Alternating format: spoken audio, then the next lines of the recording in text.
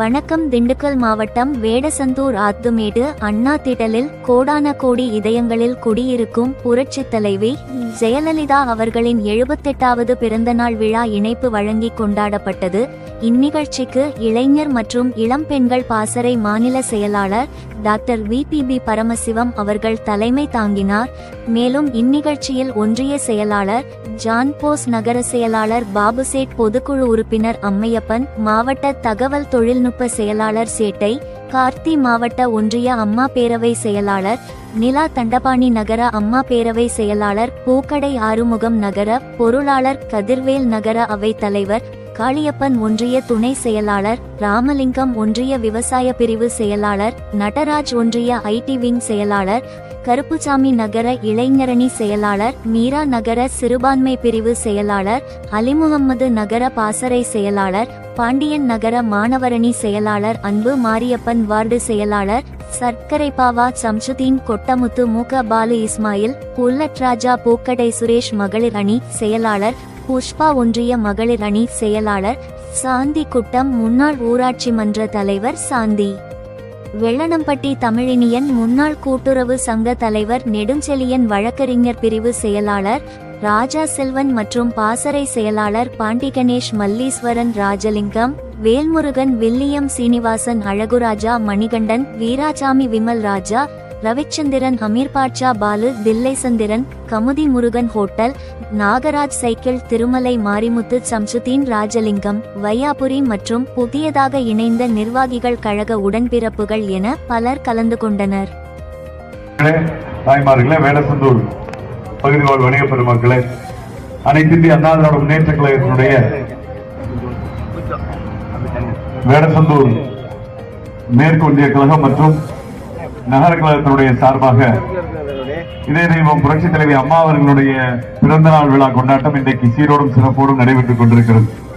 சிறப்பு வாய்ந்த இந்த நிகழ்விலே கலந்து கொண்டிருக்கக்கூடிய நம்முடைய ஒன்றிய கழகத்தினுடைய செயலாளர் அன்பு சகோதரர் ஜான்போஸ் அவர்களே, நகர கழகத்தினுடைய செயலாளர் அன்பு சகோதரர் பாபுசேட் அவர்களே, இந்த நிகழ்விலே கலந்து கொண்டு சிறப்பு செய்து கொண்டிருக்கக்கூடிய நம்முடைய ஒன்றிய அம்மா பேரவையினுடைய செயலாளர், நகர அம்மா பேரவையினுடைய செயலாளர் உள்ளிட்ட அனைத்து சார்பணிகளுடைய செயலாளர் பெருமக்களே, வார்டு செயலாளர்களே, அவரோடு வருகின்றிருக்கக்கூடிய முன்னாள் உள்ளாட்சி பிரதிநிதிகளே, மகளிர் அணியை சார்ந்த பெரியோர்களே, பாசறை தகவல் தொழில்நுட்ப பிரிவை சார்ந்த பெரியோர்களே, தாய் மாமகள் அத்தனை பேருக்கும் எங்களுடைய TNSTC போக்குவரத்து வாங்க பொருளாளர் வாங்க, போக்குவரத்து முன்னாடி வாங்கணும், முன்னாடி போக்குவரத்து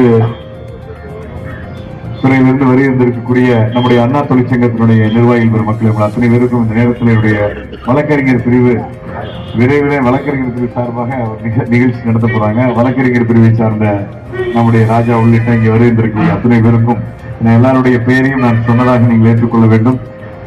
இன்றைக்கு புரட்சி தலைவி அம்மாவுடைய பிறந்த நாள் விழா என்பது இங்கு மட்டுமல்ல, தமிழகத்தில் இருக்கிற அனைத்து கிராமப்புறங்களிலும் குறிப்பாக புரட்சி தலைவி அம்மாவுடைய புகைப்படத்தை அங்கே வைத்து திருவுருவ படத்திற்கு மாலை அணிவித்து கிராமத்தில் இருக்கிற ஏழை எளியவர்கள் இன்றைக்கு இந்த விழாவை வெகு சிறப்பாக கொண்டாடி வருகிறார். ஏன் இந்த எழுச்சி, ஏன் இந்த பிரியம் என்று நம்ம சிந்தித்து பார்க்கின்ற பொழுது, அம்மா அவர்கள் தந்த திட்டங்கள் ஒன்றல்ல ரெண்டல்ல. புரட்சி தலைவர் எம்ஜிஆர் அவர்களுடைய வழியிலே தான் ஆட்சி செய்த காலகட்டத்திலே இந்திய துணைக்கட்டம் திரும்பி பார்க்கிற வகையிலே மிகச்சிறப்பான புரட்சிகரமான திட்டங்களை தந்ததன் விளைவாகத்தான் இன்றைக்கு நாம் அம்மா அவர்கள் நினைவு கூறுகிறோம். அடித்தட்டில் இருக்கிற ஒரு சாமானியனை சமுதாயத்திலே உயர்ந்த நிலைக்கு கொண்டு வருவதற்கு கல்வி மிகச்சிறந்த ஆயுதம் என்பதை தெரிந்து கொண்ட புரட்சி தலைவர் அம்மா அவர்கள் மிகச்சிறந்த கல்வியை, அதாவது கல்விக்கு தேவையான 14 உபகரணங்களை விலையில்லாமல் தந்து, நான் ஆளுகிற தமிழ்நாட்டிலே கல்வி என்ற கட்டணம் கட்ட முடியவில்லை அல்லது பொருளாதார சூழ்நிலை காரணமாக ஒருவனுக்கு கல்வி கிடைக்காமல் போகக்கூடாது என்பதை தன்னுடைய ஆட்சியிலே நிரூபித்து காட்டினார். அதே போல ஒரு மனிதனுக்கு உணவில்லை என ஜெகத்தினை அளித்திடுவோம் என்று சொன்னார். அந்த வகையிலே தமிழ்நாட்டில் இருக்கிற ஒவ்வொரு குடும்பத்திற்கும் 20 கிலோ விலையில்லாத ரேஷன் அரிசியை உறுதி செய்து, பணிக்கு செல்கிற பிள்ளைகள் நகரம் மாநகரங்களிலே அம்மா உணவகங்கள் மூலமாக வயிறார உணவு கொள்ளுகிற ஒரு சூழலை ஏற்படுத்தி உணவுக்கு உத்தரவாதம் அளித்த தலைவியாக புரட்சி தலைவி அம்மா அவர்கள் விளங்கினார். அதே போல இன்றைக்கு சுகாதாரத்தை எடுத்துக்கொண்டோம் சொன்னால், இந்திய துணைக்கண்டத்திலேயே தமிழகம்தான் முதலிடம் என்ற பெயரை முதலமைச்சருடைய விரிவான காப்பீட்டு திட்டம், இன்றைக்கு 2 லட்சம் ரூபாய் இருந்த காப்பீட்டு திட்டத்தை 5 லட்சம் ரூபாயாக நம்முடைய எடப்பாடியார் உயர்த்தி இருக்கிறார்கள். புரட்சி தலைவி அம்மா அவர்கள் போட்ட விதை இன்றைக்கு விருட்சமாக வளர்ந்து கொண்டிருக்கிறது. ஒவ்வொரு துறையிலும் தமிழ்நாட்டு மக்கள் பலன் பெற வேண்டும், அவர்களுடைய நலன் காக்கப்பட வேண்டும் என்ற அடிப்படையிலே சிறப்பான திட்டங்களை தந்தார். குறிப்பாக பெண்களுக்கு புரட்சித் தலைவி அம்மா அவர்கள் செய்த திட்டங்கள் கணக்கில் அடங்காதவை.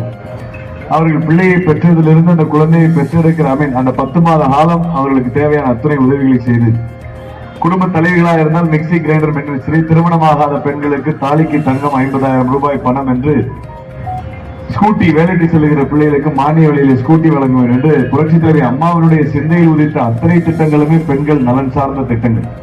பெண்களுடைய பாதுகாப்பை உறுதி செய்ய பெண் கமாண்டோ, போலீஸ் காவல் நிலையங்கள், பெண்கள் காவல் நிலையங்கள் என்று பெண்களுக்கு சமமான உரிமையை தமிழகத்திலே பெற்றுத்தந்த தலைவி புரட்சித் தலைவி அம்மா அவர்கள்.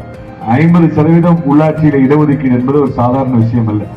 இந்திய துணைக்கண்டத்துக்கே வழிகாட்டியாக இருந்து இன்றைக்கு நம்மில் இருக்கிற சகோதரிகள் அதிமுகவும் சரி, மாற்றுக் கட்சியினரும் சரி, 50% பெண்கள் இன்றைக்கு உள்ளாட்சியிலே தலைவராக, கவுன்சிலராக, வார்டு மெம்பராக வர முடிகிறது என்று சொன்னால், அந்த சட்டத்தை தமிழகத்திலே கொண்டு வந்த மகத்தான தலைவி புரட்சித் தலைவி அம்மா அவர்.